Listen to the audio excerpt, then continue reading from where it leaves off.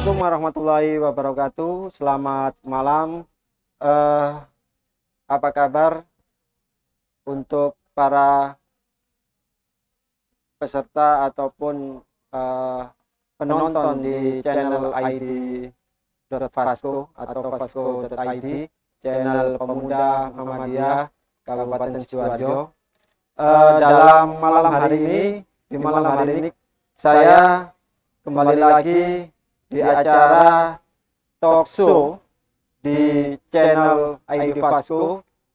Tentunya saya tidak sendirian, saya didampingi oleh Cak Nidom.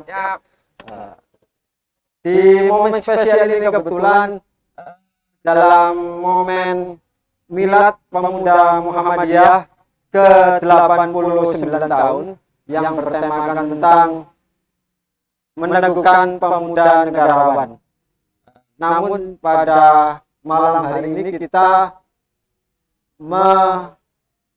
mengundang beberapa tokoh di Sidoarjo yang dulunya berproses belajar di Pemuda Muhammadiyah dari mulai tahun berapa ya? Tahun berapa pertama kali Pak Emir? Iya, dari mulai 95 hingga tahun sekarang 2021. Sebelumnya juga ada, namun tokoh-tokoh tersebut, ketua-ketua tersebut belum bisa menghadiri kegiatan talk show pada malam hari ini. Diaspora kader meneguhkan pemuda negarawan, itulah tema talk show pada malam hari ini. Jangan lupa untuk pemirsa ID Vasco men-subscribe, men-share dan melike jika konten-konten ID Vasco ini bermanfaat untuk masyarakat dan khususnya umat. Sebelum saya mengawali acara kali ini, saya akan memperkenalkan narasumber ataupun tokoh yang kita undang pada talk show malam hari ini. Yang pertama adalah Pak Emir Firdaus. Kameranya Don. Ketika saya Pak Emir Firdaus ini tokoh di Sidoarjo, salah satunya bergerak di bidang politik profesinya. Jabatannya selaku Ketua DPD Partai Amanat Nasional dan juga sebagai Wakil Ketua DPRD Kabupaten Sidoarjo. Kasih aplaus teman-teman. Yang kedua, nanti bisa ditampilkan profilnya para narasumber ini. Yang kedua adalah Pak Iksan. Pak Iksan, terima kasih Bapak atas waktunya untuk sudah hadir dalam acara kita. Pak Iksan ini adalah seorang akademisi, aktivitasnya bergelut di bidang pendidikan. Mungkin nanti bisa ditampilkan profilnya di bawah video kali ini. Yang ketiga adalah Mas Saiful Hadi. Mas Saiful Hadi seorang tokoh dari Tanggulangin, dulu sebagai Ketua Pemuda Muhammadiyah dan juga sekarang profesinya sebagai petani tambak, pengusaha sukses juga. Nggak ada yang nggak sukses di forum kali ini, sukses semua yang kita undang. Oh, Masya Allah. Kecuali Mas Dia. Yang keempat Mas Jasmuri. Mas Jasmuri.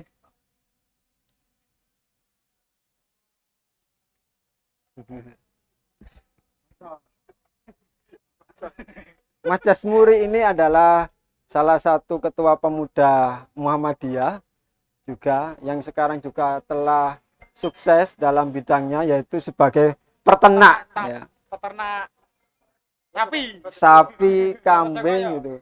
Jika teman-teman ataupun masyarakat Sidoarjo, pemirsa ID Vasco ingin membutuhkan kambing ataupun sate, bisa memesan di Mas Jasmuri.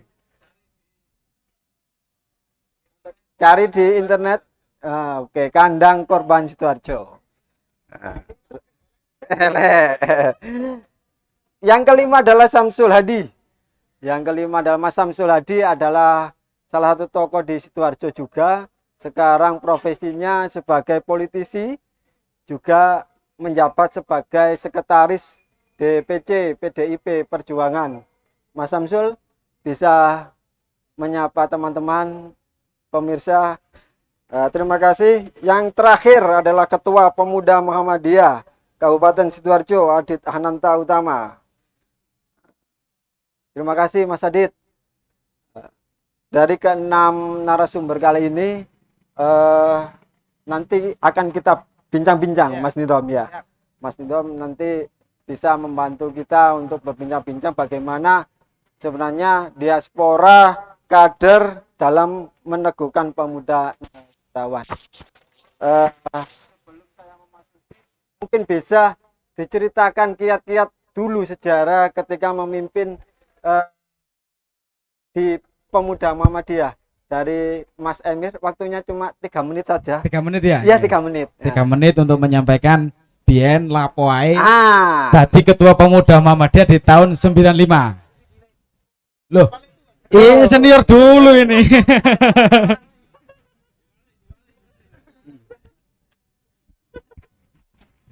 Assalamualaikum warahmatullahi wabarakatuh.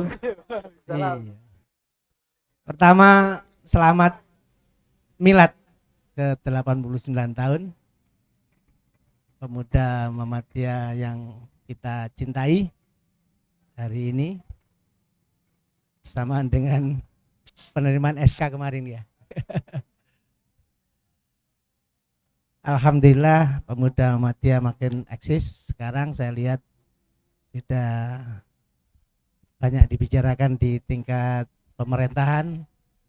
Ya ada Banser, ya ada Kokam gitu. Cuman memang harus betul-betul ditingkatkan lah.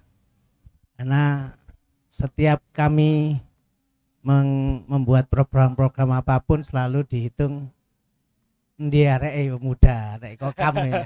Selalu tidak dihitung besar, tapi kalau Banser dihitung besar. Tentu hal ini menjadi peta agar kekuatan Pemuda Muhammadiyah bisa dihitung di tingkat masyarakat dan pemerintahan. Tahun 93 setunya saya ini pertama di Muhammadiyah dulu di Jepang. Baru setelah 95 kami dipilih menjadi ketua, sebelumnya jadi bagian ekonomi. Karena basis saya di wira swasta waktu itu ya. Dan ketika ketua kami didampingi oleh Pak Iksan atau Pak Dawam dulu. Mas Dawam ya. Bermarkas di masjid, karena waktu itu pemuda harus tidak boleh dipisahkan di Masjid Anur. Ya. Sambil membantu membangun.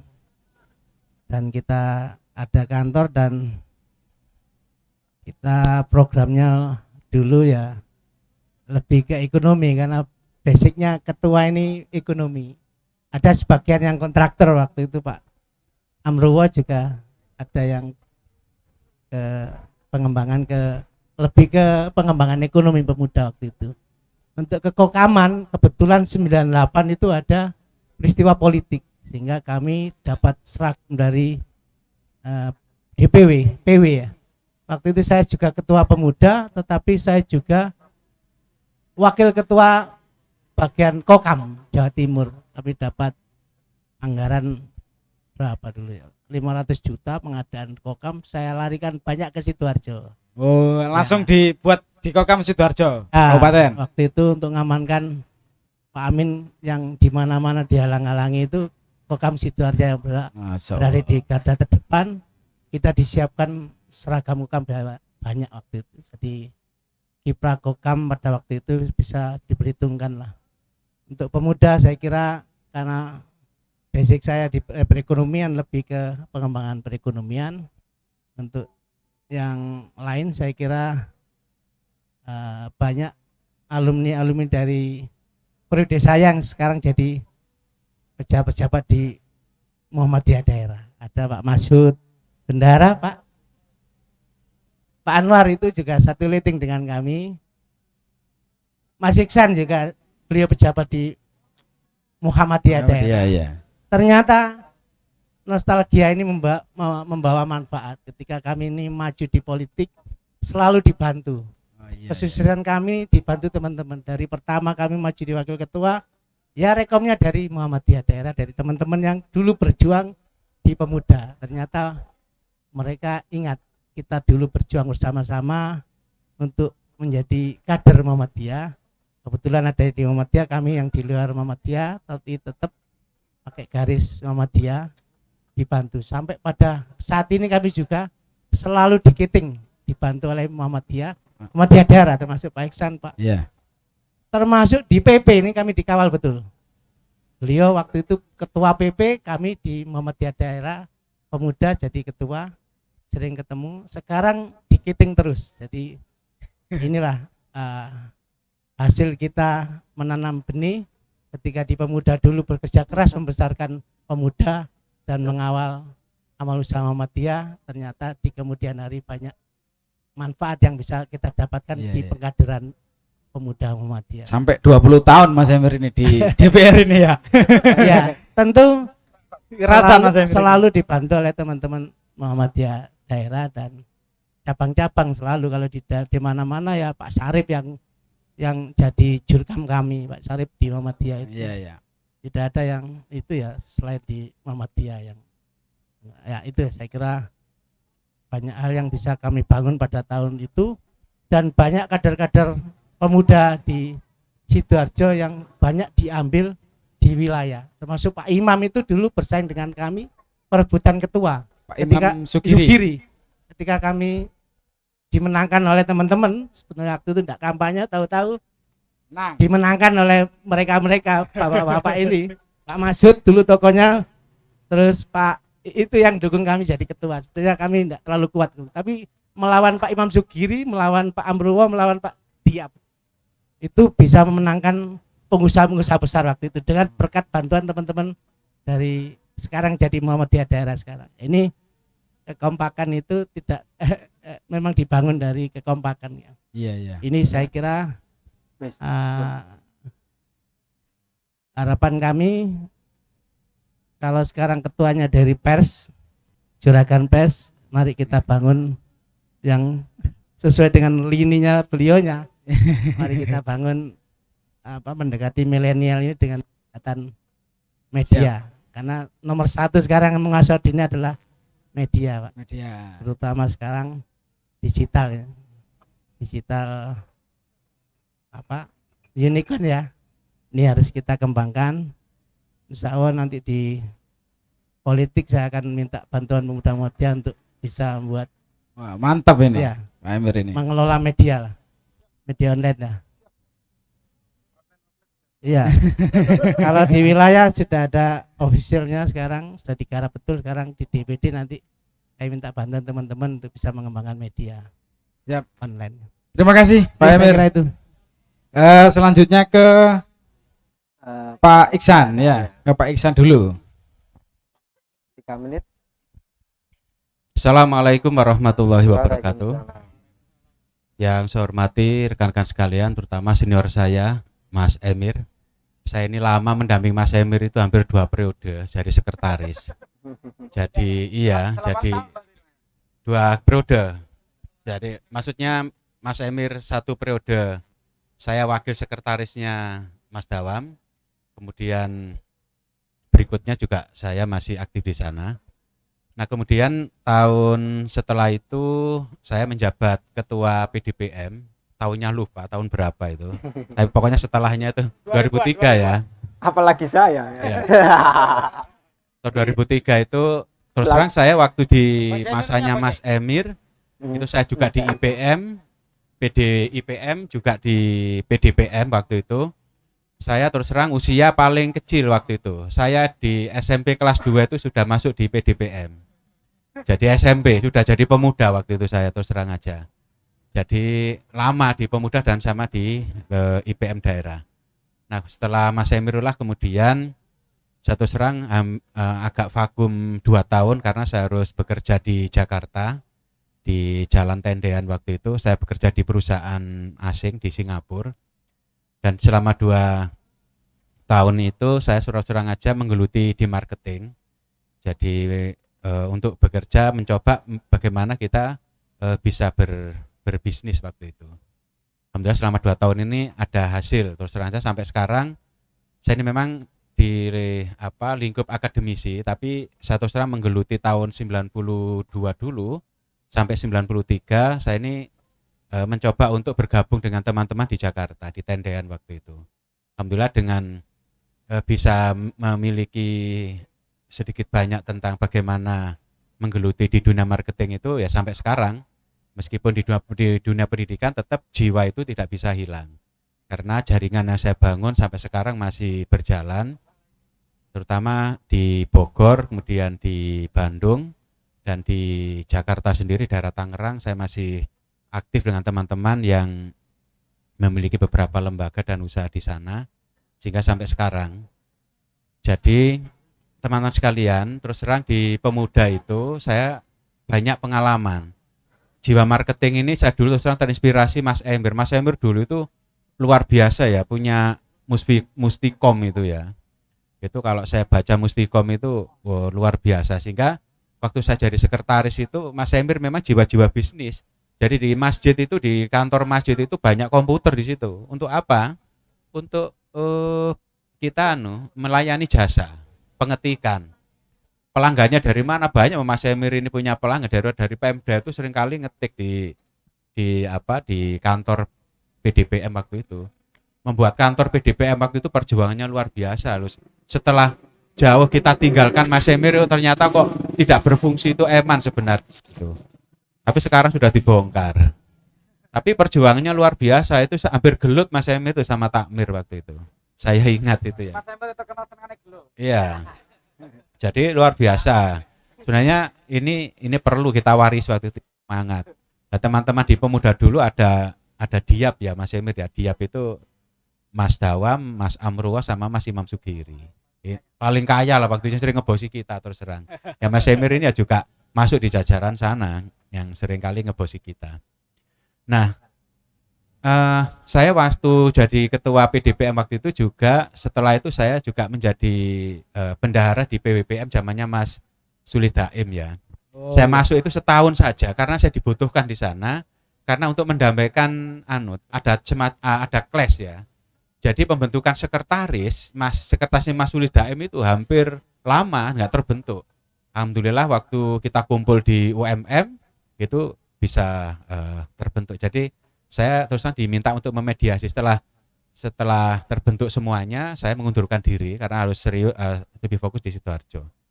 Nah, teman sekalian, semasa saya jadi ketua itu, terus terang itu paling hebat sebenarnya tidak ada pelantikan. Tidak ada pelantikan waktu itu. Jadi saya menjadi ketua PDPM dan teman-teman, Mas iki pelantikan gak usah wis nyambut gawe ya. Nah, akhirnya saya terus terang tidak ada pelantikan, tapi kita bekerja. Alhamdulillah beberapa teman-teman yang memiliki usaha itu kita support, tapi ya kita minta untuk bisa nyelengi beberapa hasil usaha itu ke PDPM. Saya ingat Pak Saiful ya, semasa saya itu alhamdulillah masih ada sisa uang sekitar 20 sekian juta gitu ya. Jadi untuk ini dari hasil-hasil yang kita kumpulkan. Ini saya mewarisi dari Mas Emir, bagaimana kita ini bisa menggerakkan ekonomi. Alhamdulillah sampai sekarang dari pengalaman teman-teman pemuda waktu itu, ini saya warisi betul sampai sekarang. Saya ini seorang marketing, bukan seorang pengusaha ya. Kalau pengusaha terlalu tinggi, masih marketing ya. Baik saya di dunia pendidikan ya masih bicara marketing. Di usaha-usaha saya yang dulu, saya ini lama di dunia usaha di Jakarta di Tendean, sehingga sekarang jaringan itu masih kuat. Nah, untuk itu, untuk teman-teman yang sekarang ini zamannya Mas Adit ini, saya pikir ini perlu digerakkan ya. Jadi bagaimana teman-teman di pemuda itu ya tidak hanya bicara di politik, biarkan di politik itu sudahlah Mas Emir ini saya kira sudah matang di sana. Mari kita mencari di sektor-sektor lain saya kira. Siap. Saya kira itu dulu Mas Sintom, nanti kita Iya. sambung lagi ya karena 3 Iya, menit Pak Isa. ya. Oke, 3 terima menit. kasih. Assalamualaikum warahmatullahi wabarakatuh. Waalaikumsalam. Kita ke Mas Saiful. Ya, 3 menit Mas Saiful. Nanti kita diskusinya biar agak panjang. Mas Saiful tahun berapa di Pemuda Muda dulu? Terima kasih. Assalamualaikum warahmatullahi wabarakatuh. Waalaikumsalam warahmatullahi wabarakatuh. Saya di Pemuda itu masuk ketika periodenya Pak Iksan. Saat itu saya ya diuncalno nang daerah, dari cabang diuncalno nang daerah langsung posisi sekretaris. Kalau di jabatan ketua saya di periode 2007-2011. 2007-2011. Nah, sesungguhnya saya itu banyak belajar dari Pak Iksan ketika saya di posisi sekretarisnya Pak Iksan. Jadi saat itu banyak tugas-tugas yang kemudian karena Pak Iksan banyak kesibukan, kemudian saya harus membantu untuk menyelesaikan itu. Nah, pada prinsipnya pada saat itu kita memang antara pemuda dengan bapak kita dan ibu kita, Muhammadiyah dan Aisyah, itu harus bersinergi. Bagaimanapun orang tua kita itu adalah kekuatan yang utama di persyarikatan. Nah, sehingga saat itu memang kita berupaya agar kekompakan di rumah besar kita di Mojopahit 66B itu kita usahakan bisa semuanya bisa bergerak antara Muhammadiyah, Aisyah beserta Urtum lainnya itu, sehingga banyak kegiatan besar itu kemudian bisa kita lakukan bersama-sama. Kemudian di periode saya pada saat itu Pak Abu Bakar selaku ketua Muhammadiyah daerah, insya Allah saat itu pertama kalinya PDM mendapatkan dana hibah dari kabupaten. Nilai pertama itu Pak Emir kalau nggak salah 1 M Pak Emir ya. M. Itu sudah ada kantor itu ya? Sudah. Kantor sudah berdiri. Kantor sudah ada. Kantor yang sekarang itu sudah ada. Iya. Nah, alhamdulillah dari dana bantuan itu bisa kita gunakan bersama-sama, terutama yang di tingkat daerah. Nah, itu semuanya bisa mendapatkan bagian meskipun porsinya disesuaikan dengan kebutuhannya. Dan alhamdulillah saat itu untuk kegiatan proposal dan penyelesaian SPJ-nya hampir semua Urtum terlibat. Sehingga mereka yang mengusahakan juga mendapatkan istilahnya hasil dari perjuangan bersama-sama itu, dan kegiatannya juga bisa dilakukan bersama-sama. Kemudian yang penting juga bahwa masing-masing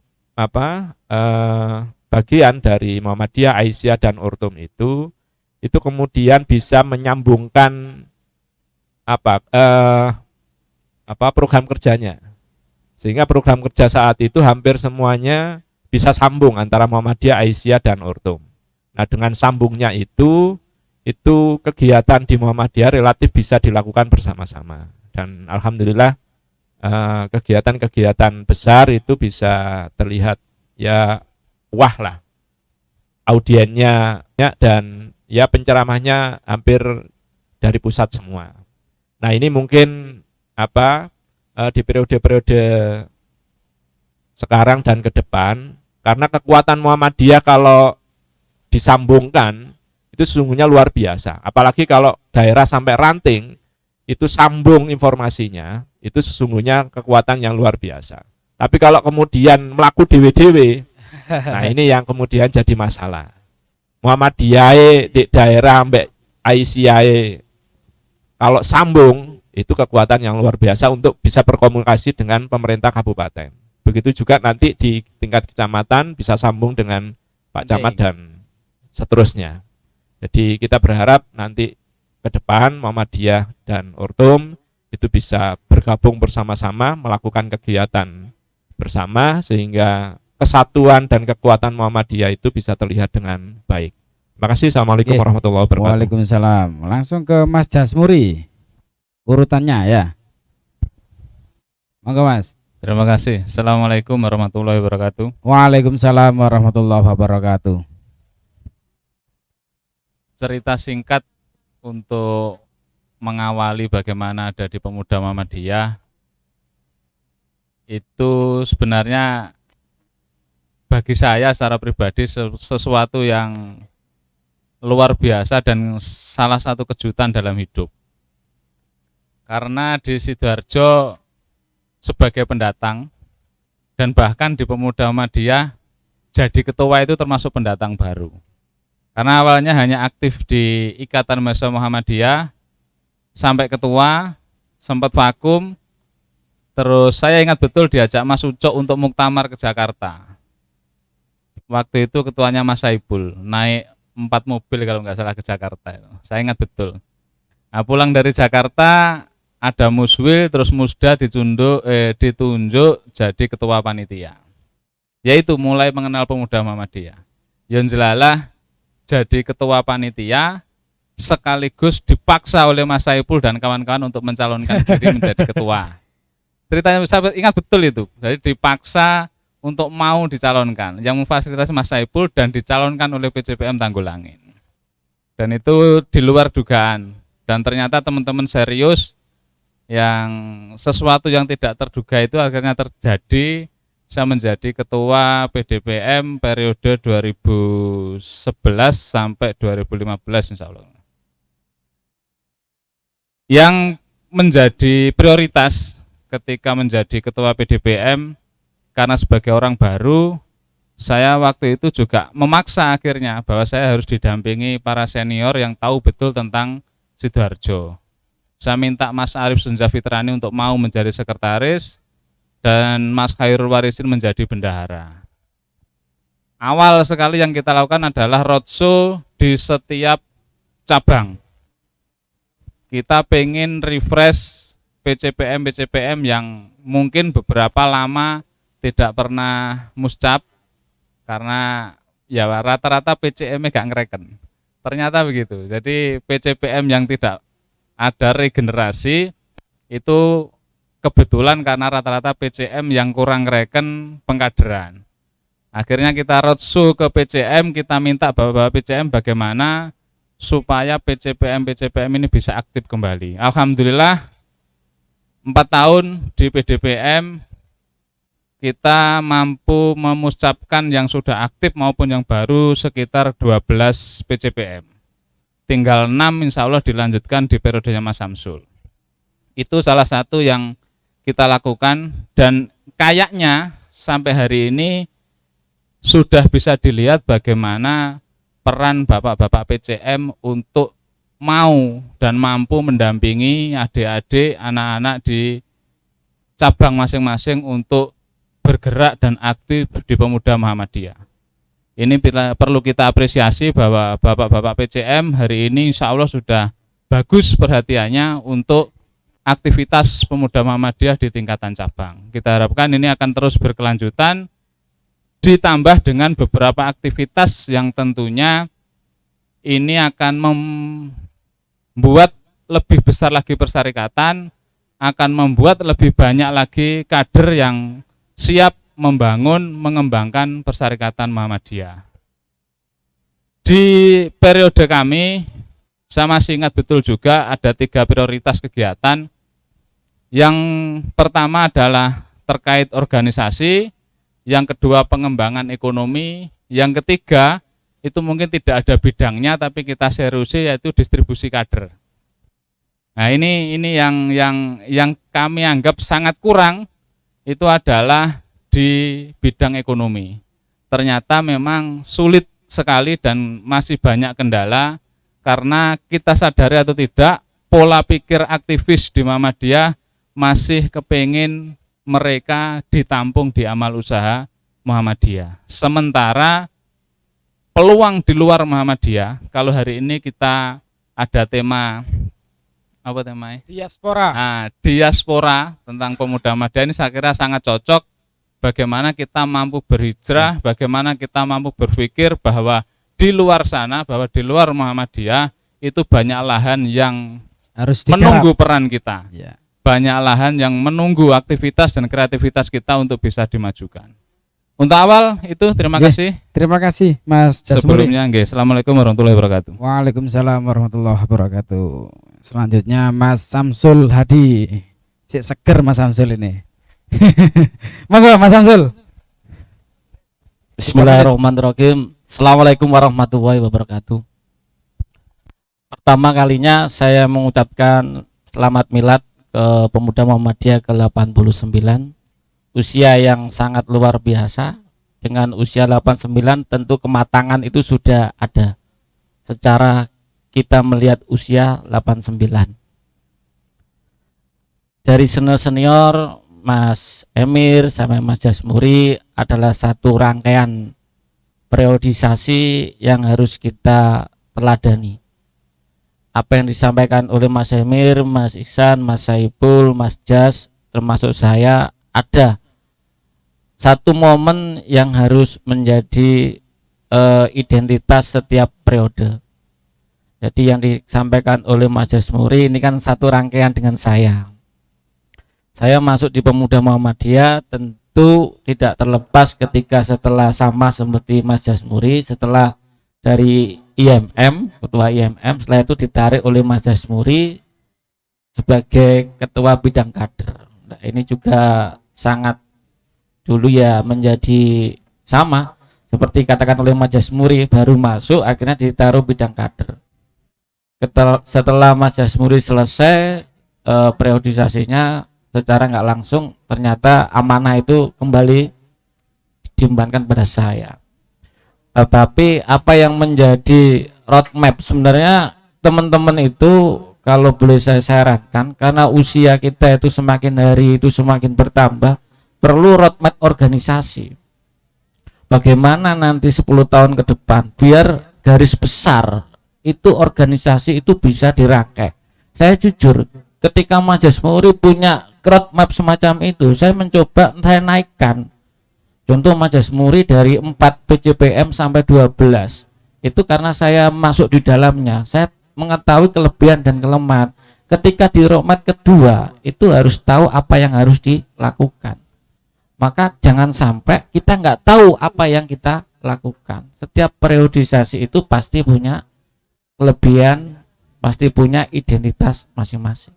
Karena 3 menit ya, saya nggak mau lebar. saya mantap. Jadi identitas pemuda itu harus disiplin juga. Mantap. Iya, sekian dari saya. Oke, terima kasih Mas Samsul. Nanti ke Mas Adit nanti dulu. Monggo Bang Jai, kita arahkan kemana ini para tokoh-tokoh ini? Kita arahkan ke sini.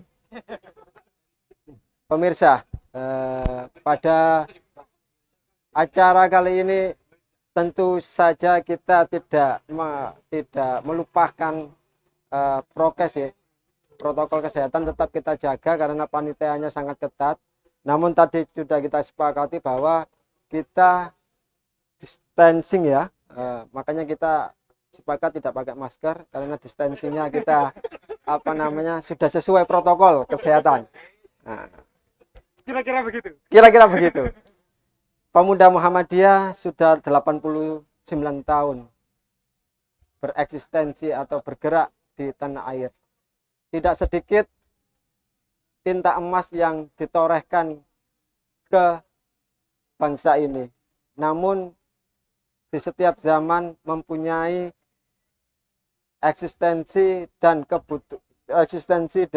kebutuhan yang berbeda yang bisa mengakomodir semua kepentingan dari mulai internal dan eksternal.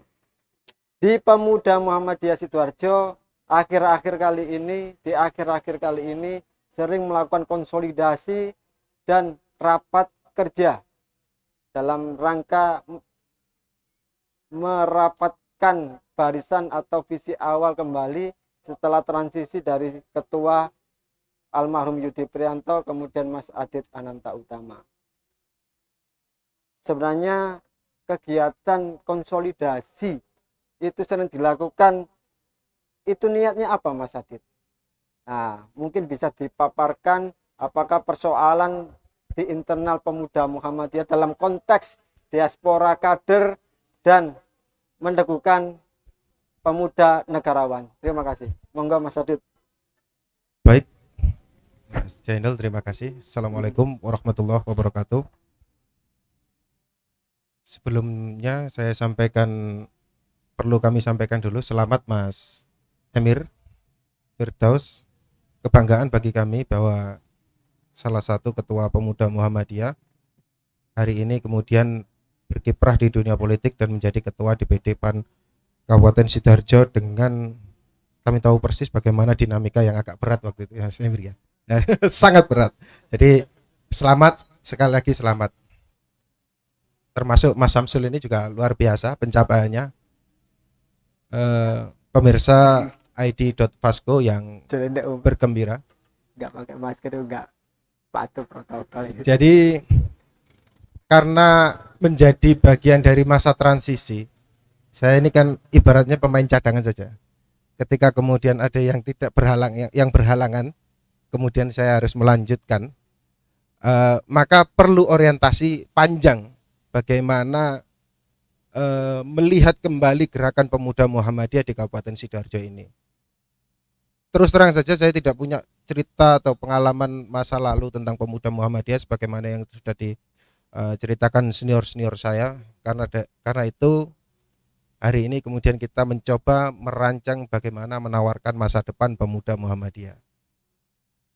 Kaitannya dengan kader, dalam beberapa waktu terakhir kita sudah mendiskusikan bagaimana format kaderisasi secara formal dilakukan baik di tingkat daerah maupun kemudian di tingkat cabang. Dan hari ini dalam konteks milad ini, dalam momentum milad ini, kita juga berbicara tentang diaspora kader. Jadi sesungguhnya ada apa dengan kader ini? Atau sedang mencari apa kader ini? Ada masalah apa atau sedang mencari masalah kader-kader pemuda Muhammadiyah ini, kan seperti itu. Karena sesungguhnya memang gerakan pemuda Muhammadiyah ini jangan sampai kehilangan isu kan. Salah satu isu yang kemudian kita bangun adalah bagaimana melakukan empowering terhadap proses kaderisasi kita. Diaspora kader salah satu yang sudah disinggung oleh Mas Jasmuri adalah bagaimana kita menempatkan atau memetakan kader-kader kita di pos-pos barangkali pos-pos strategis ke depannya. Sebagaimana Mas Emir yang hari ini sudah berdiri tegak di jalur politik, Mas Samsul Hadi berdiri tegak di jalur politik, atau Mas Jasmuri, Mas Saiful yang sudah stabil di dunia entrepreneur, begitu juga Pak Ihsan yang hari ini mengawal atau mengomandani bagaimana kualitas pendidikan Muhammadiyah di Kabupaten Sidoarjo. Saya kira ini gerakan-gerakan pemuda Muhammadiyah perlu tidak hanya sekedar berkemajuan tetapi juga berkelanjutan.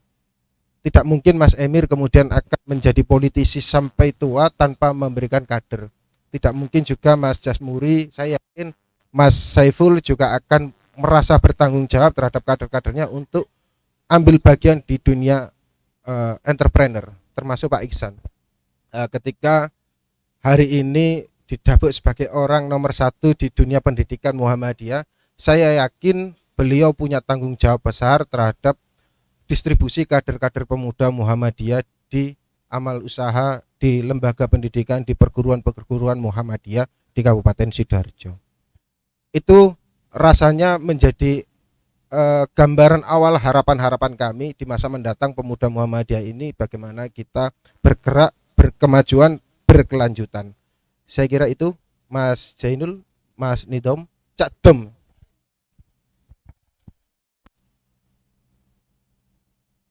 Kita bisa catat bergerak, berkemajuan, berkelanjutan. Jadi kalau bergerak tidak dilanjutkan kan eman kan gitu. Baik, sekarang kita ke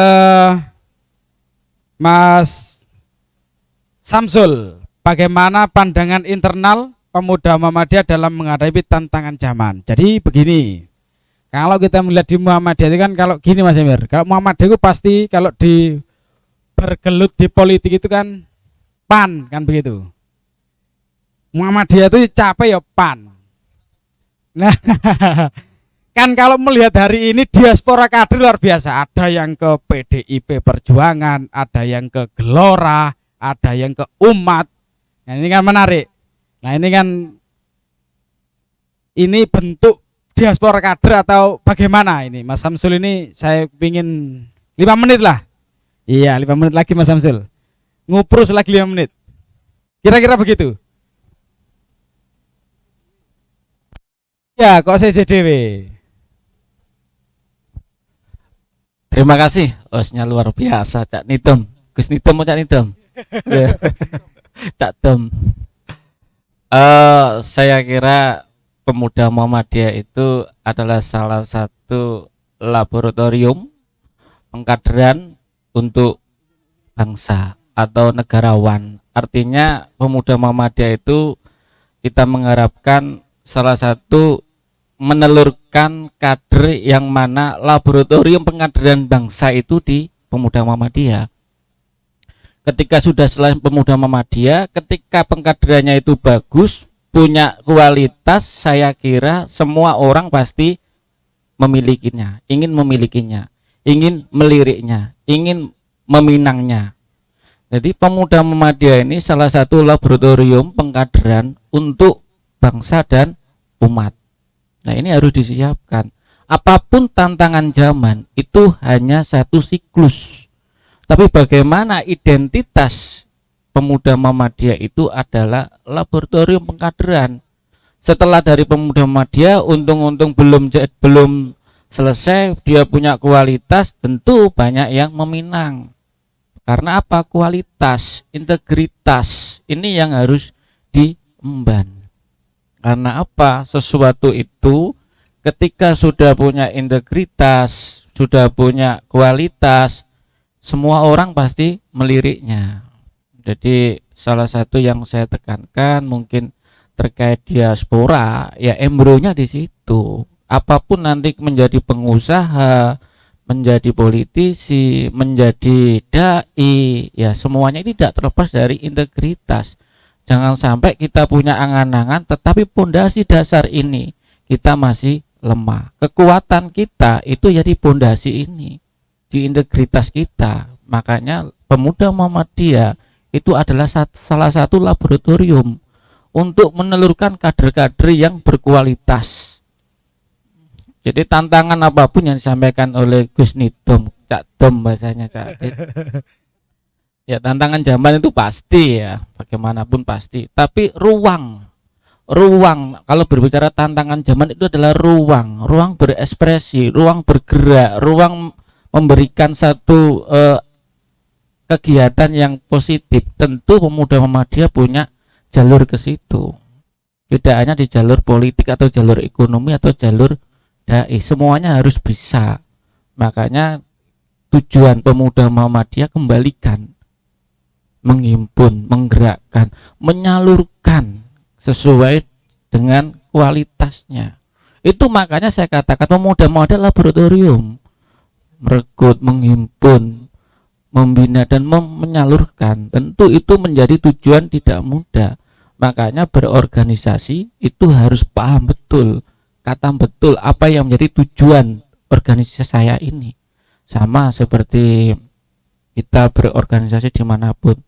Saya pun sekarang di PDI Perjuangan, tentu saya harus tahu betul, menjiwai betul apa yang menjadi ruh dan visi misi kepartaian ini. Lah ketika kita sudah paham betul di garis paling dasar pondasinya, kita melangkah itu tidak pernah goyang, dan itu kita tentu tanpa beban karena kita menjalankan salah satu yang menjadi cita-cita organisasi di tempat kita. Mungkin itu Cak Tom. Ya, terima kasih. Pas. Berarti laboratorium kan, rumah besar kalau bahasanya Bang Adit selaku ketua. Sekarang kita kalau melihat di internal Muhammadiyah, ini bagaimana Pak Iksan?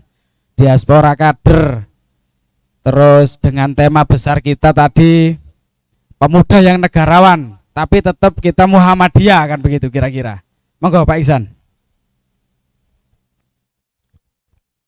Terima kasih Cak Dom. Gini ya, ada dua hal yang harus kita perhatikan. Yang pertama, melihat kader Muhammadiyah, terutama di Pemuda Muhammadiyah ini. Artinya harapan kami di Muhammadiyah itu bagaimana kader-kader di tingkat Angkatan Muda Muhammadiyah, ya, terutama di Pemuda Muhammadiyah ini, kita berharap terus terang dalam proses estafeta kepemimpinan di persyarikatan, kita berharap bahwa yang menduduki posisi pimpinan itu harusnya melalui kaderisasi yang jelas. Jadi kalau persoalan ini ternyata tidak menjadi satu kalkulasi persyarikatan, saya kira artinya apa? Proses kaderisasi di bawah ini tidak bisa ditangani dengan baik. Artinya apa? Mereka akan berjalan sendiri. Kita paham di Muhammadiyah itu kalau saya lihat mulai dari pusat sampai ke tingkat cabang itu, peran seorang personal terhadap kegiatan persyarikatan yang penting aktif, kemudian dia jadi pimpinan. Ini kan persoalan tersendiri bagi kita yang ada di kader. Ini saya rasakan betul. Saya beberapa waktu yang lalu sempat diskusi di Menteng itu. Ini kita rasakan kenapa kok kaderisasi kita ini sekarang agak sedikit tidak nyambung dengan persyarikatan itu. Karena saya lihat posisi di persyarikatan sendiri tidak semuanya yang menjadi pimpinan persyarikatan kita itu melalui proses kaderisasi. Kalau ceritanya Mas Jam tadi ya, nyebut Mas Jam agak susah itu ya. Ini kan proses bagaimana dia mengenal pemuda Muhammadiyah saat itu. Ini luar biasa. Dari IMM tidak berangkat dari orang yang kenal kenal Muhammadiyah. Kalau yang dia kenal Muhammadiyah kemudian dia buta sekali baik peluang internal maupun peluang yang eksternal. Internal itu artinya bagaimana kita bisa masuk di amal usaha Muhammadiyah, silahkan. Terus terang, teman-teman sekalian, kader-kader kita ini kadang-kadang masih istilahnya bloloken ya kalau saya katakan itu. Artinya apa? Dia memahami amal usaha Muhammadiyah itu hanya mengukur dirinya. Kalau sudah seperti ini mau masuk dalam proses pengelolaan, dalam proses bagaimana rekrutmen kepegawaian ya sulit. Kenapa? Peran keumatan sebagai kader persyarikatan itu tidak nampak, tapi yang dia nampakkan itu adalah aktivitas dia di pemuda katakan. Ini bukan satu-satunya alat, ini bukan satu-satunya media yang bisa digunakan untuk bisa memasuki di amal usaha kita, bukan itu. Tapi bagaimana peran kita sebagai masuk di proses kader keumatan ini penting. Artinya apa? Kita harus kalau menjadi pegawai, jadi pegawai yang baik. Kalau sudah seperti ini mau jadi apa bisa kok. Saya dulu pernah jadi kepala sekolah itu 2 periode. Waktu muktamar di Jogja, itu saya sempat ditelepon sama Jawa Pos yang sudah meninggal ya. Pak Arif telepon saya, Mas sampean di mana? Saya di parkiran Mas. Ada apa? Ini ada kumpul Pak Safik, ada kemudian bapak-bapak yang lain itu sempat mendiskusikan tentang masa kaderisasi. Jenjang kaderisasi dan kelanjutan kader Muhammadiyah yang memasuki tahap-tahap keberhasilan. Itu diskusikan. Nah, ini penting. Jadi kita itu kalau bisa di amal usaha itu menjadi sebuah alat yang bisa didiskusikan. Ini penting. Nah, untuk itu saya berpesan, silakan kita ini menjadi kader keumatan. Jadi bisa menjadi contoh. Mau apa saja bisa kita, terus terang. Bisa kita. Tapi kalau kita ini tidak menunjukkan seperti kader yang bloloken tadi itu, ya bagaimana kita bisa dikenal oleh orang-orang di amal usaha kita? Artinya kita memang tidak bisa menunjukkan itu. Lah untuk itu saya berharap yang kedua ini penting sekali. Kalau kita memang tidak bisa berperan ke dalam, saya pernah menyampaikan ke Mas Adit itu. Mungkin zamannya saya juga pernah diskusi sama Mas Nidom. Peluang di amal usaha kita punya 37 lembaga di kabupaten ini. Jumlah siswa kita itu 16.000.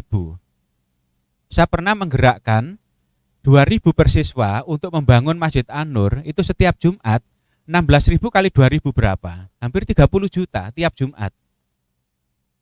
Itu kalau seluruhnya, tapi itu mengalami fluktuasi ya, tidak seluruhnya, tidak semuanya angkanya segitu. Tapi ini bisa kita gerakkan. Nah, bagaimana sekarang teman-teman di pemuda Muhammadiyah itu yang kategori yang belum punya penghasilan atau punya usaha yang pasti, kalau mau nggarap 37 lembaga ini, ambil satu saja apa yang dibutuhkan sekolah. Itu kalau mau melayani sekabupaten kewalahan kita sebenarnya. Nggak mungkin ditolak. Ya, Pak. Nggak mungkin ditolak oleh kepala sekolah. Ditolak itu nanti taruhannya besar. Ya, taruhannya besar. Bisa selesai itu kepala sekolah. Ya, terus terang kalau mau, saya pernah menyampaikan ke Mas Adit waktu di PDM itu. Mas Adit ini diam aja ini. Misalnya petelot Mas Aditya, petelot Mas sampean layani wong 16.000 Mas. Iya iya iya Ya kan, misalkan ya. Tapi ini peluang besar. Tapi nampaknya ini tidak dijadikan peluang karena maaf, mungkin keterkaitan kita dengan amal usahanya masih belum bisa. Iya, Nggak bernama apa-apa, nanti chemistry. Kita fasilitasi ya, kita mediasi. Saya kira tidak ada sekolah yang nolak, tidak ada yang nolak. Siap, siap. Nah, saya kira ini perlu menjadi perhatian kita, Mas. Jadi di internal kita, persyarikatan yang besar ini, amal usaha yang sangat besar ini, mari kita manfaatkan. Mari kita manfaatkan. Ya, di sisi ekonomi ya bisa kita masuk, di sisi jasa-jasa yang lain bisa kita masuk. Saya kira itu Mas Nito mungkin. Ya, Pak Ihsan, Masya Allah. Menarik sekali ini kalau tokoh pemudanya ini menjadi detachment ini di PDM ini. Jadi semuanya bisa kita masukkan. Monggo Bang Jai, dilanjutkan kemana ini arahnya ini? Menarik sekali. Profesionalisme yang ditekankan terakhir oleh Pak Ihsan tadi. Selain kita berproses di Pemuda Muhammadiyah, namun ketika kita bereksternal, artinya berdiaspora di luar Pemuda Muhammadiyah, namun jangan lupa profesionalitas.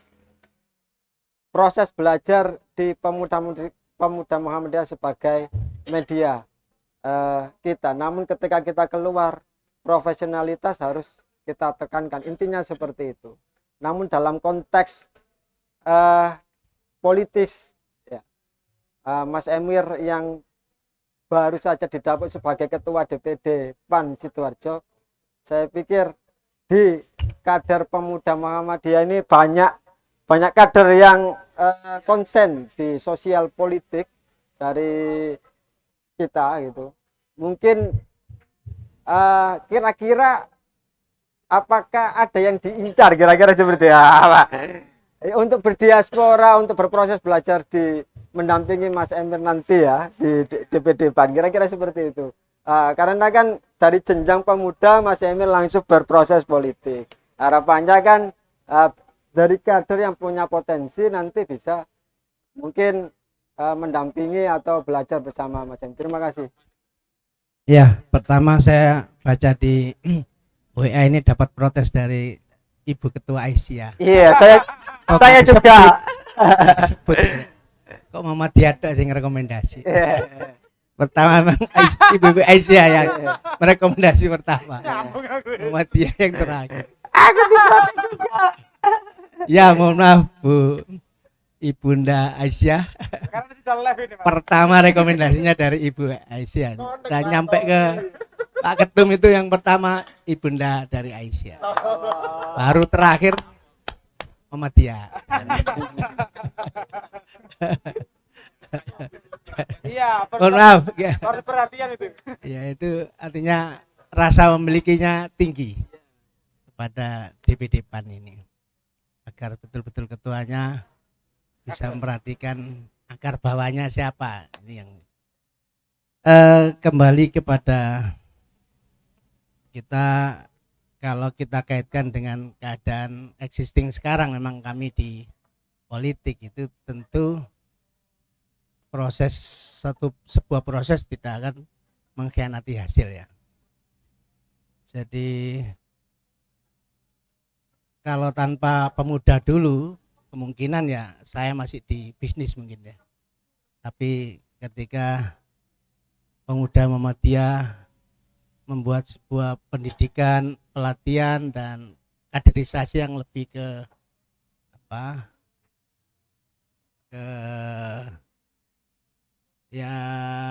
keorganisasiannya nampak dari training ya. Kalau di pemuda kan ada tingkat dasar ya, dan sebagainya, dan itu amat dibutuhkan ketika kita sudah di pemerintahan dan kenegaraan yang berhubungan dengan rapat-rapat paripurna, rapat-rapat dan sebagainya. Tanpa adanya pendidikan seperti keorganisasian, itu akan nampak berbeda kualitasnya ketika sudah berada di praktisi di pemerintahan atau di masyarakat. Seseorang yang dididik oleh organisasi dan tidak terdidik di organisasi akan lain, akan mempunyai kemampuan manajerial yang lebih. Suatu contoh rapat-rapat dengan di DPRD atau di pemerintahan. Orang yang pernah organisasi akan nampak mengelola sebuah rapat, mengelola sebuah awal dan akhir, itu akan nampak. Kalau teman-teman yang tidak pernah organisasi mungkin di rapat banggar ya diam aja, enggak pernah ngomong, takut ya. Tapi kalau Takut. sudah di organisasi masalah balik pokoknya ngomong. Ya, yang Kalau pada penting tingkat selanjutnya pasti akan unggul lah, dia menguasai suasana dan hasil yang dihasilkan itu berbeda dengan orang yang tidak berorganisasi. Dan kebetulan rata-rata yang di pemuda ini banyak orang suksesnya banyak. ketika dididik di pemuda Muhammadiyah. Pak Yoto dulu itu pertama yang menemukan pemuda Muhammadiyah, dia masuk di pemuda Muhammadiyah wilayah di bagian yang anggota bagian, ditempa oleh pemuda Muhammadiyah, diberi di kepanitiaan, di training dan sebagainya, menghasilkan orang sekualitas dia. Tentu ya pada masanya saat itu ya di pemuda ya harusnya belajar dan lain sebagainya, tidak bisa langsung ke ke praktisi. Nah, di tempat pemuda Muhammadiyah ini memang level pendidikan dan latihan, tidak bisa langsung terjun ke praktisi karena pasti nanti persaingannya di pemerintahan, di kenegaraan itu luar biasa ketatnya, termasuk yang dikatakan Pak Ihsan, tidak hanya di pemerintahan tapi di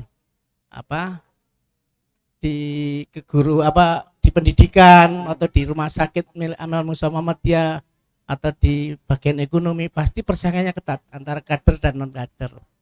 Tapi insya Allah kalau punya kualifikasi dan dihasilkan dari pemuda Muhammadiyah atau AMM yang melalui proses pengkaderan tentu lain.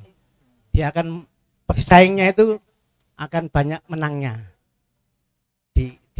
Karena kualifikasinya kan di pemuda itu banyak, ada yang kalau saya sebelum di pemuda kan di PI ada leadership, intermediate sama advance sudah kami lakukan semua. Di pemuda juga gitu. Di tingkat awal, menengah sudah kita lakukan. Termasuk di politik kami juga dari leadership, dasar, menengah. Ini yang nanti membuat berbeda ketika kita betul-betul berpraktek atau berprofesi atau mengabdi di kenegaraan maupun pemerintahan. Akan nampak Pak bedanya. Termasuk di teman-teman di politik itu orang-orang yang dari Ibnu, dari Ansor itu akan berbeda. Ya. Cara menanganinya, cara menganalisis dan membuat sebuah kebijakan akan lain. Maka berbahagialah kalau teman-teman ini Anda berorganisasi di tingkat di pemuda Muhammadiyah. Daripada tidak di pemuda, dia langsung ke politik, akan lain. Memimpin rapatnya juga lain, cara berpikirnya dan lain sebagainya lain, cara lobby-lobbynya juga lain. Ini kalau makanya ketika di pemuda Muhammadiyah ada konflik itu bagus. Kalau tidak ada konflik dia tidak punya ilmu. Karena di atas nanti konfliknya ya banyak sekali. Berarti belajar konflik Ya, ya? di mana-mana ketika pemuda di Muhammadiyah ada konflik itu pendewasaan dan bekal ketika menghadapi sebuah kesulitan. Itu yang prinsip pertama, memang pemuda ini adalah bagian dari persyaratan Muhammadiyah pada level AMM dan ada tingkat-tingkatan. Kalau pemuda saya kira agak sudah usianya agak lebih dari 20, tapi memang ada IMM, ada NA dan IPM. Nah, pada level pemuda ini memang sudah agak menyiapkan diri di profesi ya dan sebagainya. Maka kita harus melihat dulu, mengidentifikasi apa kebutuhan teman-teman pemuda untuk menggodong mereka. Agar ke kualifikasi mana dia akan menuju. Nah, kalau itu nanti betul-betul dikelola dengan baik, saya kira hasil dari pendidikan, pengkaderan sebagai pelangsung, pelopor Muhammadiyah, penyempurna. Ini nanti akan sangat berhasil. Kalau tidak di Muhammadiyah, pasti akan menang atau dipakai di mana-mana.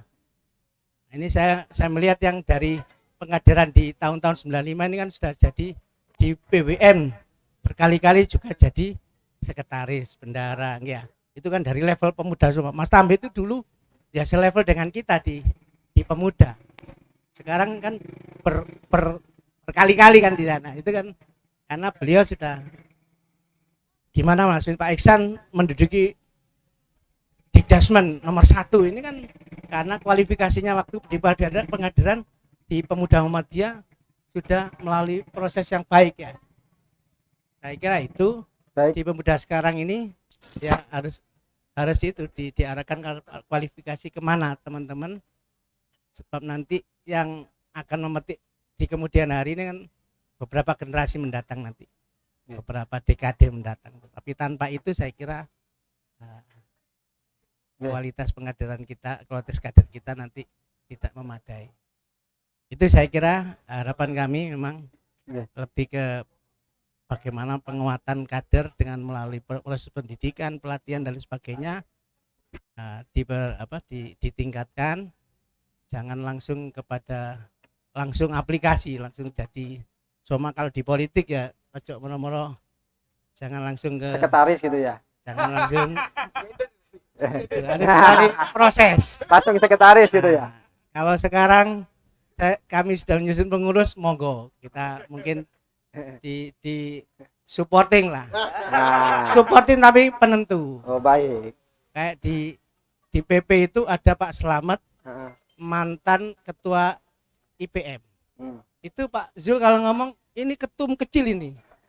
Itu karena dia berbasis pendidikan di AMM. Apa katanya dia? Mau dia siapa ini beliau ya. Ini Komisi artinya tetap menjadi kualifikasi yang bagus ketika ini dari AMM. Iya. Didahulukan Pak kalau di politik di PAN ya. Kalau di lain di PDI saya kira juga karena pernah di pemuda pasti diambil Pak Bambang. Saya tahu kualifikasinya Muhammadiyah. Iya. Pemuda itu ada pengkaderan, ada konflik. Itu kan bagus. Ada laboratorium untuk konflik kan ada di pemuda. Iya kan? Itu yang dilihat. Kalau tidak ada konflik pasti tidak diambil. Karena di atasnya sumber konflik ya banyak konflik kan namanya. Ya. Kepentingan dan sebagainya. Kenegaraan ini penuh konflik.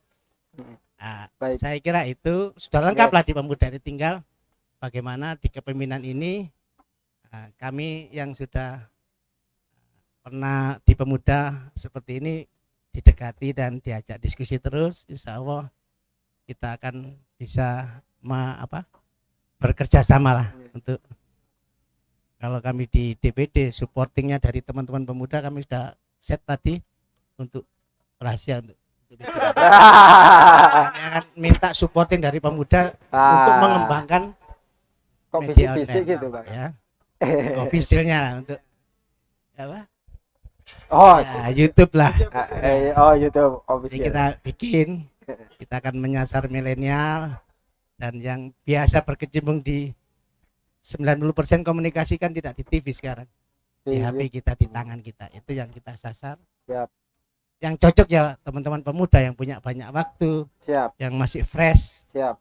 dan yang punya hal-hal yang mudah baca dan ingatannya masih tajam. Itu Literasi yang menjadi digitalnya ada. supporting.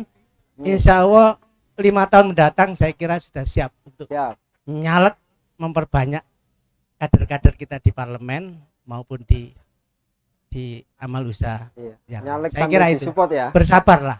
Siap. Tetap harus ada proses transformasi yang Nah, intinya teman-teman bersabar.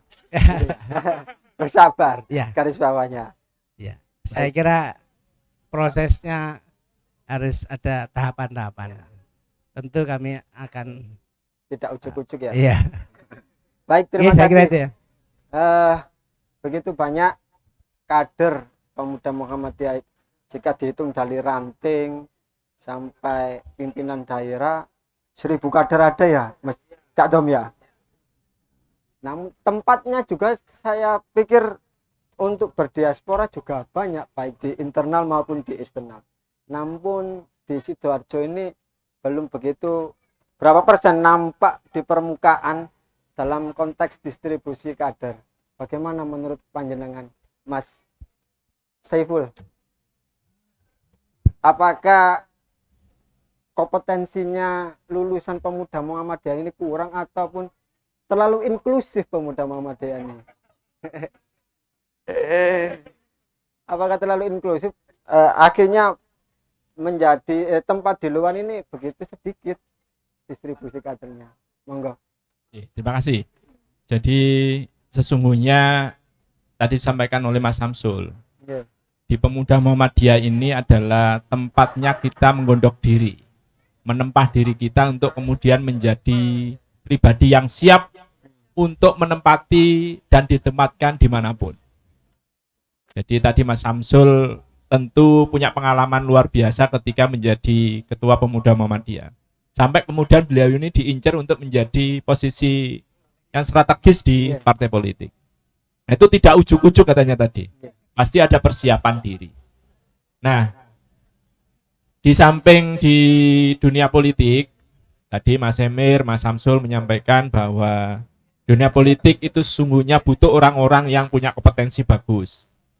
Ya, tahu sendirilah kita, Mas Emir sudah digodok begitu matang di PII dan di Pemuda Muhammadiyah, sehingga kemudian beliau ketika terjun di partai politik ya tentu menjadi pertimbangan lebih dibandingkan teman-teman yang lain yang tidak digodok di organisasi. Begitu juga Mas Samsul. Termasuk Pak Iksan ini di dunia pendidikan, tentu beliau dulu ketika ada di organisasi termasuk di Pemuda Muhammadiyah, beliau menempah diri, tidak jaga organisasi, tapi beliau kemudian bagaimana saya di organisasi ini bisa menempa diri saya bersama teman-teman yang ada di kepengurusan itu. Namun kan masih Pak Emir saja. Yeah. Tapi faktanya di Dewan itu sebagai wakil ketua, Wabubnya kan belum ada juga dari Pemuda Muhammadiyah. Nah, Kan gitu. ini yang kemudian memang harus kita siapkan dengan matang. Tentu kalau di dunia politik itu kan tidak hanya kapasitas. Ya bagaimana kita berkaca di tingkatan nasional lah. Bagaimana kemudian orang-orang yang berkualitas itu kemudian gak susah untuk bertarung untuk menempati posisi nomor 1. Nah, ini tentu harus ada bagaimana kemudian kader-kader yang punya potensi bagus itu kemudian juga bisa menempati tempat-tempat yang strategis. Tidak hanya kapasitas yang harus kita siapkan, tapi bagaimana kemudian jaringan untuk menempatkan kader yang punya kapasitas bagus itu bisa terwujud. Mas Emir ini tentu tidak hanya kapasitas yang dibangun, jaringan beliau itu luar biasa. Atas bawah, samping, kiri, kanan yang harus dibangun. Jenengan kok tahu pernah diajak? Loh, saya itu pernah jadi anak buahnya Mas Emir ketika beliau ini jadi direkturnya Mustiqom. Saya itu dulu diajak. Motor ngajak kadernya bawahnya, jadi nggak tahu. Nah, ini kan mandek gitu loh maksudnya. Iya. Jadi mari kemudian komunikasi kita, karena tentu komunikasi itu nanti menjadi jembatan bagi kita untuk mengkomunikasikan apa yang sesungguhnya harus kita siapkan. Apa sesungguhnya yang harus kita butuhkan untuk menjembatani diri kita dan teman-teman, termasuk kepentingan-kepentingan yang kita bawa. Nah, pemuda ini tidak seperti IPM, jangka pikiran pola berpikirnya kan sudah harus strategis. Jadi langkah-langkah strategis itu juga harus kita diskusikan. Ya untung-untung kita ini punya Mas Emir, Mas Iksan, terus ada Mas Samsul, Mas Adit yang di media. Tentu ini potensi yang luar biasa, termasuk Mas Jasmuri sebagai pengusaha. Ini mari kemudian ya kita omong-omong ngobrol santai lah. Biasanya ngobrol santai itu lebih mengena dibandingkan formal. Jadi ngomong-ngomong begini itu ngomong biasa-biasa tapi strategis. Nah, termasuk tadi yang singgung Mas Emir, penempatan jajaran pengurusan PAN itu juga ngomong-ngomong begini biasanya nyantol nanti. Baik. Gitu. Jadi ini kita berharap komunikasi antara teman-teman yang sekarang duduk di kepengurusan PDPM itu kita sambungkan dengan teman-teman sudah di beberapa tempat yang strategis itu. Insya Allah dengan komunikasi yang baik itu akan menjembatani bagaimana kemudian harapan kita bersama itu bisa terwujud. Demikian. Baik, terima kasih. Artinya tadi saya garis bawahi inklusifnya belum dijawab, namun bisa saya simpulkan ada benang yang terputus gitu kan. Komunikasinya benang terputus ini bagaimana kemudian menyikapi Mas Adit antara pihak pelaku organisasi kemudian dengan para senior yang kemudian sudah menduduki pos strategis gitu kan. Kalau dihitung pos strategis di Kabupaten Sidoarjo saya anggap 300 pos strategis ya. Kader kita 1000 orang, tapi hanya 3 orang yang nampak di permukaan. Yang lainnya ini dapat dari mana? Nah, bagaimana untuk menyikapinya? Terima kasih. Iya, jadi balik lagi bicara tentang diaspora, kader diaspora. Sebagian besar kita mungkin berharap bahwa akan ada suntikan energi yang luar biasa dari para senior kita untuk bagaimana melakukan pemberdayaan dan memperkuat keberdayaan kader itu sendiri pasca di Pemuda Muhammadiyah. Artinya bicara kader ini kan tidak hanya sekedar ngomong kita didiklat kemudian menjadi pemuda Muhammadiyah kan seperti itu. Tapi kita dikader untuk menjadi apa begitu. Dikader di Pemuda Muhammadiyah untuk menjadi apa. Setidaknya kemudian kalau di awal kita yang masih aktif di Pemuda Muhammadiyah ini kalau tidak ujuk-ujuk jadi apa begitu. Minimal kan kemudian dijadikan kader itu kan bisa jadikan follower terlebih dahulu oleh senior-senior kita yang sudah sukses. Termasuk saya sendiri, harus saya akui bahwa saya ini saat ini menjadi follower dari Mas Jasmuri sangat intens selama 4 tahun terakhir ini, menjadi follower Mas Jasmuri untuk mencoba mengintip dunia peternakan kambing dan sapi. Dan alhamdulillah Mas Jasmuri memberikan ruang yang cukup luas bagi saya secara personal untuk mengembangkan diri, meskipun sesungguhnya passion dan basic saya adalah jurnalis begitu. Tapi jurnalis trainer itu kan bisa sambil cari berita sambil jualan sapi kan Mas Jasmuri ya.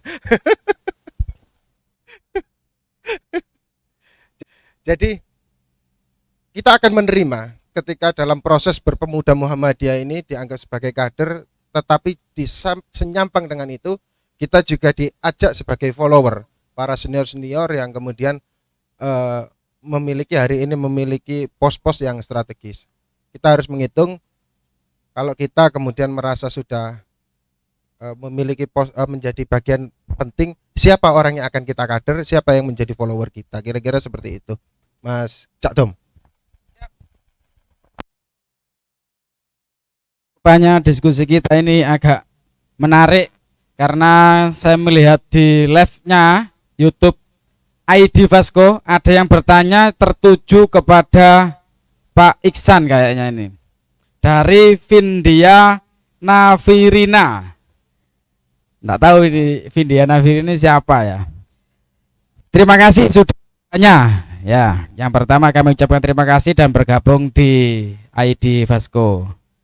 Pertanyaannya begini Pak Iksan, 37 lembaga AUM yang kader berapa kira-kira ya? Ini enggak tahu bertanya apa gimana. Ini Pak Isan. Enggak, insya Allah bukan pengasihkan Pak. Ini sorry pertanyaannya. Silakan Pak Isan. Terima kasih Mas Nitong. Secara real, secara prosentase kalau dari 37 lembaga itu, kalau kader militan ya saya kira tidak banyak ya. Nah artinya apa? Memang dalam proses penjaringan calon itu memang kadang-kadang teman-teman yang berangkat dari kader murni itu tidak mencukupi untuk menjadi calon yang bagus. Dan untuk itu setiap priorisasi itu saya minta teman-teman yang memang sudah berada di lembaga sudah sekian tahun itu, mari kita ini bisa menunjukkan kinerja kita sebagai kader itu penting. Dan ini nampaknya kan tidak menjadi satu kalkulasi untuk mencalonkan. Untuk jadi calon yang berhasil itu masih belum. Nah untuk itu di bawah kepemimpinan Mas Adi ini saya mohon Mas, jadi kaderisasi kita ini ya tidak hanya kader ansih ke persyarikatan saja, tapi bagaimana kita bisa mengarahkan secara internal itu kader-kader bisa memasuki, dan syukur-syukur kalau bisa memang 37 lembaga itu seluruhnya dari kader kita. Kita berharap memang kan tidak mungkin lembaga yang kita miliki dibangun oleh persyarikatan kemudian ini harus dipegang oleh orang lain, dan ini tidak sedikit, banyak itu. Artinya ya memang mereka aktif ya di persyarikatan, aktif sekali, tapi proses kaderisasinya tidak jelas. Nah kalau sudah tidak jelas kemudian ya maaf saja kalau nanti ketua didasnya itu bukan orang yang dari kader militan, itu juga nanti blolokan semua itu. Ya, sudah tidak karu-karuan, terus terang aja. Nah untuk itu sebelum ini terjadi saya pikir kita artinya harus bisa menyelamatkan amal usaha kita. Dari mana ya? Kita harus menunjukkan jati diri kita sebagai kader yang militan, itu artinya memang betul-betul kita ini bisa berperan sekaligus bisa memiliki amal usaha kita. Memang siapa lagi kalau bukan dari kader persyarikatan. Nah maaf saja saya sebagai ketua didasmen itu terus terang pada saat ada semacam permintaan, pada saat ada pencalonan kepala sekolah atau pimpinan yang lain, ya kadang-kadang kita lihat secara kualitas memang jauh gitu loh ya. Nah ini kalau kita rekomendasi itu enggak, artinya kita yang dalam posisi yang salah. Karena kaidah yang kita buat di dalam pengelolaan lembaga atau pendidikan itu sudah jelas di sana. Kualifikasinya harus terpenuhi. Nah kalau ini tidak dipenuhi, kemudian kita rekomendasi, ini kan kita akan berhadapan dengan persoalan. Persoalan apa? Ya persoalan dengan kaidah yang sudah kita buat. Ya contoh artinya seorang calon kepala sekolah itu harus memiliki kualifikasi, itu ada tertulis semua poin-poinnya. Itu tidak terpenuhi. Salah satunya kalau seleksi itu harus lolos psikotes. Ya kadang-kadang kader kita itu psikotesnya itu tidak disarankan rata-rata. Jadi kalau kita paksa untuk disarankan itu kan tidak mungkin, karena nilainya sudah keluar. Biasanya lembaga psikotesnya dari internal atau gimana Pak? Nah itu tergantung, bisa kita kerjasama dengan UMSIDA, yang lebih netral kita ke pihak lain. Oke, Nah, ini. baik. Saya kira itu ya, saya harapkan teman-teman di Pemuda Muhammadiyah ini terutama, ya marilah kita ini bisa memberikan satu teladan bahwa betul-betul kita ini kader-kader yang bagus. Ini penting, Baik. supaya nanti kita tidak salah di dalam menempatkan pemimpin di amal usaha kita. Baik, terima kasih Pak Iksan untuk para pemirsa ID Vasco tadi yang sudah bertanya. Terima kasih kami ucapkan. Jika bermanfaat konten ini silakan di-share, like dan subscribe. Sebarkan sebanyak-banyaknya jika menurut kalian bermanfaat. Kita juga butuh masukan, kritik dan saran dengan cara untuk melakukan komentar di bawah ini, di kolom komentar. Kritik dan saran akan kita menjadi masukan bagi tim ID Vasco. Kita berbicara kader memang sangat tidak bisa didiskusikan 1 jam, 2 jam, 30 menit ataupun 15 menit. Namun berbicara kader dan kepentingannya sangat besar, tapi kader Pemuda Muhammadiyah yang sudah melalui proses-proses belajar di Pemuda Muhammadiyah, saya yakin mempunyai kompetensi dan karakter yang sangat kuat.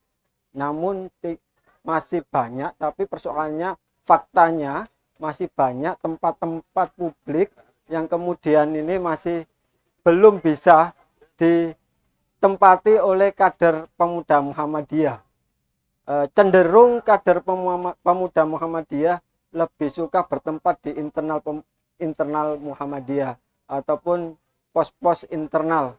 Nah, kita butuh tanggapan apakah memang secara sistem kaderisasi kita ditakdirkan untuk berinternal saja, ataupun kompetensi atau ada yang salah dengan sistem pengkaderan kita. Mungkin Mas Dasmuri bisa berkomentar terkait ini. Karena dalam sektor ekonomi ya Mas saya, ada organisasi publik yang menghimpun pengusaha-pengusaha. Ini kan kita lihat Bahlil, dia seorang pengusaha muda, sekarang menjadi menteri, ya banyak sekali. Namun Pemuda Muhammadiyah belum nampak sama sekali gitu loh. Ini sebenarnya pos strategis namun tidak diincar. Nah, ini kira-kira apakah ada yang terputus atau gimana? Bisa berkomentar Mas Jasmuri. Terima kasih. Terima kasih, agak berat ini sebenarnya. Tapi yang jelas kalau saya mungkin punya pemikiran agak berbeda. Jadi kalau kita hanya berpikir kembali kalau apakah ini urusan pengkaderan, apakah ini urusan reorganisasi dan sebagainya, itu cara berpikir internal kita, kembali ke internal. Karena kita ini yang kita incar, yang kita inginkan adalah peran-peran eksternal. Kalau saya lebih begini, jadi secara individu kita harus mau dan menyadari betul bahwa untuk merebut atau menempati peran-peran strategis di eksternal, secara personal kita harus menyiapkan kualitas kita, kualitas personal kita, ini penting. Jadi jangan sampai, enggak apa-apa tadi disinggung mungkin menjadi follower dulu dan lain sebagainya. Nah, di situ memang itu lahan atau media bagaimana kita menyiapkan diri kita. Saya yakin di Muhammadiyah, di internal ada majelis kader dan lain sebagainya, mereka sudah bekerja dengan kemampuannya masing-masing, dengan aturan organisasi yang ada, tapi secara personal bahwa kita sebagai kader dan mungkin secara umum sebagai warga negara Indonesia dengan persaingan hari yang sangat luar biasa, mau tidak mau kita harus menyiapkan diri kita dengan kemampuan dan mau menyesuaikan diri. Ini menjadi hal yang serius saya pikir untuk bisa benar-benar kita lihat pada diri kita. Saya sering di pengkaderan anak-anak IMM atau mungkin di pemuda sendiri yang di tingkatan dasar, yang sering saya ingatkan, kalau di pemuda tadi disinggung oleh Mas Samsul, bagaimana menghimpun, membina, menyalurkan kader potensi yang ada di pemuda Muhammadiyah. Tapi secara pribadi kita itu tidak tahu potensi kita itu apa. Kita ini punya kelebihan apa, kita punya kemampuan apa, sehingga kita mampu memotivasi diri kita bahwa apa yang kita miliki, kemampuan dan kelebihan yang kita miliki, itu kita tingkatkan lagi, sehingga kita mampu dan mau bersaing secara terbuka untuk menempati pos-pos yang dianggap strategis tadi. Itu mungkin yang bisa sedikit dari pemikiran yang ada di saya selama ini. Mohon maaf, jadi sering Selama ini senior pernah mengajak jenengan, ayo Mas ikut ke sini gitu. Enggak, iya. Kalau untuk itu saya lebih gini. Jadi kalau saya sendiri mungkin selain punya senior juga menjadi senior. Jadi sering kita ini akan lebih bisa nyaman lah. Artinya kita ketika diajak komunikasi daripada mengajak. Saya pikir itu menjadi perhatian tersendiri. Jadi contoh ini ya, misal Mas Emir, saya singgung aja Mas Emir, dengan kesibukannya yang luar biasa, dengan jabatan yang dia emban, ya jangan berharap Mas Emir terus nyelui situ, ayo Rene ngumpul omongan, ya jangan begitu. Mestinya mereka-mereka yang butuh, mereka-mereka yang ingin pengembangan diri, ya mau nang Mas Emir. Silakan datang ke Pak Ihsan, ke saya atau ke Mas Saipul, sesuai bidangnya masing-masing. Nah, ajak mereka ngomong. Saya kira pintunya begitu, jangan dibalik. Wah senior gak tahu ajak terus. Ya artinya kan gini. Ya. Ketika lulus, seharusnya kan pemuda Muhammadiyah mencari kadernya, bukan kader mencari pemuda Muhammadiyah. Kan begitu, logikanya harus dibalik. Lulus. Ketika kita selesai berproses belajar di pemuda Muhammadiyah, mindset kita yang saya pahami, pemuda Muhammadiyah mencari kaderku nanti kok hilang kabeh setelah lulus belajar gitulah. Jadi begini, kan itunya. Pemuda Muhammadiyah itu bukan mencari yang lulus, tapi menghimpun tadi itu yang saya pikir. Jadi calon-calon kadernya itu memang dipetakan punya kemampuan, keahlian dan potensi apa itu tadi. secara organisasi mungkin memang bisa merekomendasikan yang cocok jadi guru karyawan di Amalusa. Pak Ihsan minta tolong, ini ada kader yang bersedia di Amalusa. Tapi sekali lagi jangan sampai ketika dipanggil disuruh ngelamar dites gak iso opo-opo. Enggak, Ini menjadi persoalan. Ya, selanjutnya juga begitu. Jadi sebenarnya sudah beberapa kali, misalnya kayak saya menerima apa ya istilah curhatan. ya. Yang sering itu mesti mengeluh dulu, menyalahkan orang lain dulu, itu yang terjadi. Terus pertanyaan saya satu, sampean wis ngelakoni opo? Sampean sudah coba apa? Itu menjadi hal yang selalu apa ya? Setiap ada keluhan curhatan itu yang saya sampaikan. Kalau saya benar saya balik. Jadi sekali lagi para kader di amal usaha yang memang merasa punya kemampuan, keinginan yang kuat untuk di amal usaha, silahkan maksimalkan di sana. Tapi di sana jangan hanya mencari kerja. Jadi masuk amal usaha, terima gaji bulanan, selesai. Bagaimana amal usaha menjadi besar, bagaimana amal usaha berpengaruh di masyarakat dan di pengkaderan, itu menjadi penting. Saya pikir di tempat-tempat lain juga seperti itu. Yang pengen ke politik juga jangan hanya berharap Mas Emir itu gak tahu ajak aku, gak tahu ngelatih aku, dan ya silakan datang ke Mas Emir. Kira-kira pandangan politiknya beliau bagaimana, terus kita yang terjun politik itu tujuannya apa, itu menjadi hal yang penting. Sekali lagi, para kader itu jangan hanya berpikir sempit menuntut bahwa keinginannya akan didapat dari organisasi, keinginannya akan didapat dari pemuda Muhammadiyah atau Muhammadiyah. Tapi bagaimana secara personal kita ini menyadari kemampuan, keahlian kita, meningkatkan itu dan menyiapkan keahlian kita itu untuk bisa siap, mau dan mampu bersaing secara terbuka dengan yang lain. Saya kira itu, biar tidak terlalu malam. Terima kasih. Terima kasih. Bang Jai, jam 10 nih Bang Jai, bagaimana? Ya, terakhir. Ini kan segmen terakhir. Kemudian Ya. nanti kita masuk pada segmen penutup. Setelah ini terakhir kita minta komentar Mas Samsul dulu. Oh siap. Ya, 3 menit. Untuk Mas Samsul ini. Ya, Mas Samsul. Nah.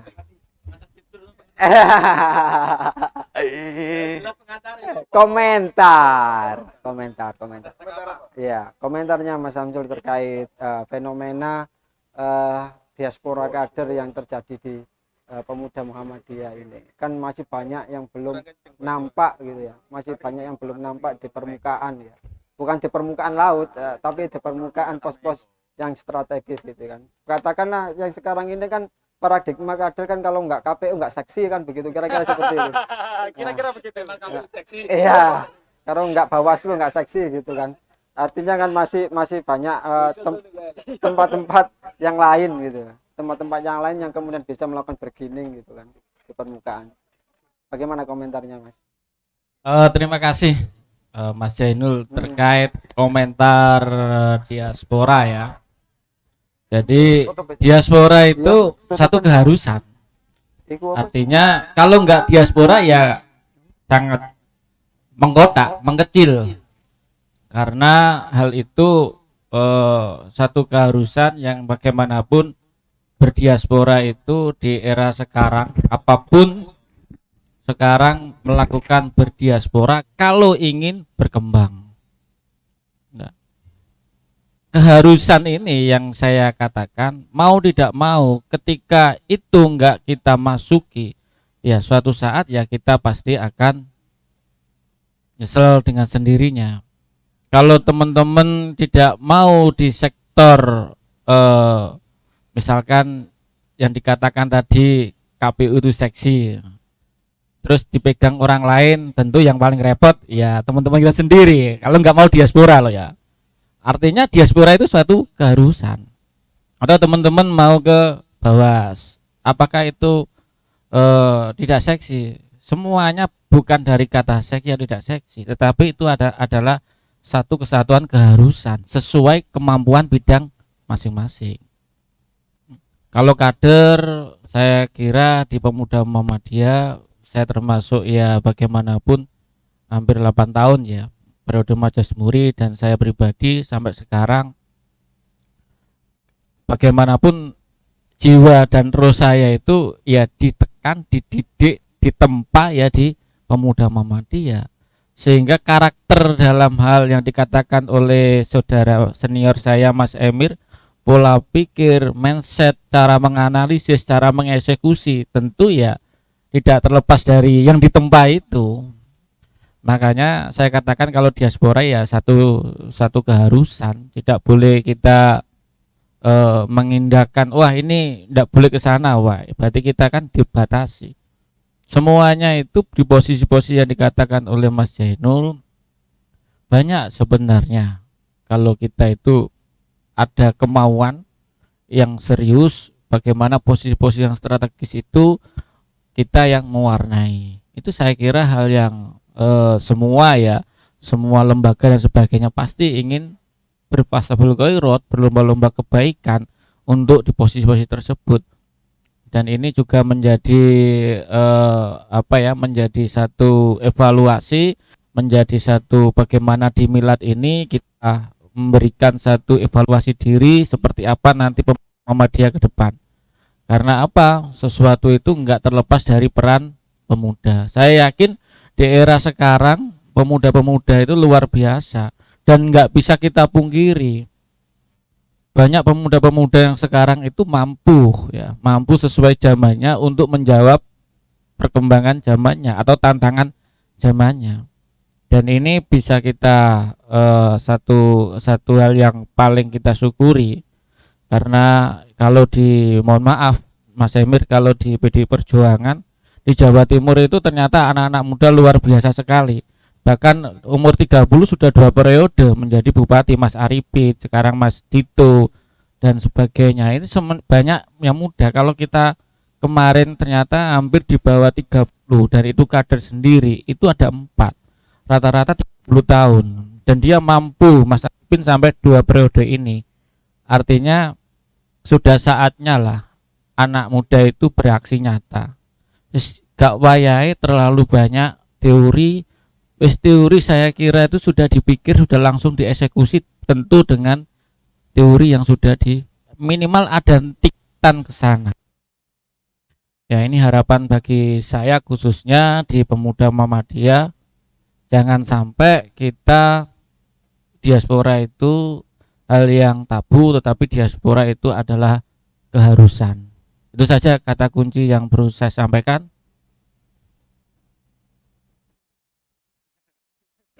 Itu kan anak milenial harus follower ya. Tapi ada follower tuyul juga banyak kok.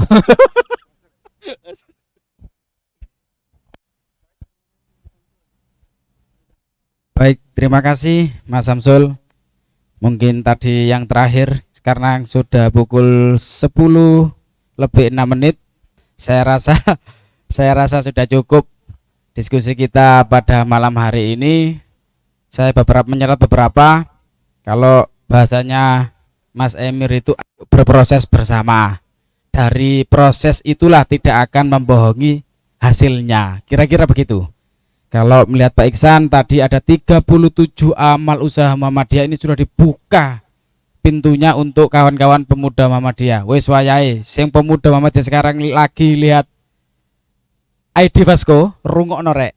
37 amal usaha Muhammadiyah siap difasilitasi oleh Pak Iksan. Ya, gak guyon nih, Pak Iksan iki ya pemuda Muhammadiyah. Untuk diaspora jangan tabu bahasanya Mas Samsul. Wes gak usah tabu, Mas yo iku PDI, Mas yo iku PAN, Mas yo iku apa kan partaimu? Partai Umat kan kira-kira begitu. Tapi kembalilah kepada rumah besar Muhammadiyah. Ayo berfastabiqul khairat. Kalau bahasanya Mas Saiful, wis wayahe arek nom-nom iki bangkit, ojo ndelok mburi ae. Mas Jainul kan jatuh dijak dari Mas Jasmang. Ojo dijak, iki celuken. Kan kira-kira begitu. Jangan diskusi. Sangat menarik. Nggih Mas Emir.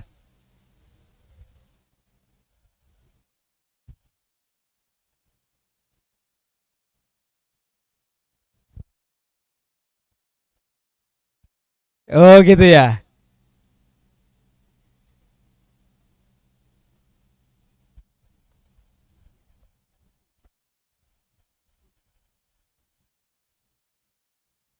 Siap, siap.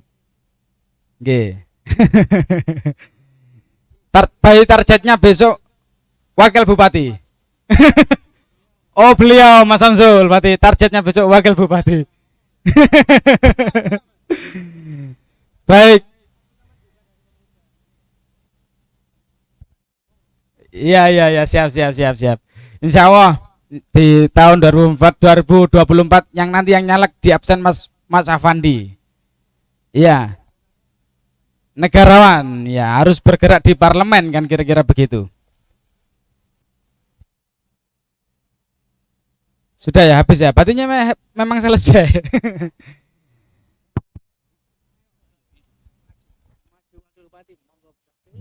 Maju dewan monggo teman-teman, jangan sampai takut ya.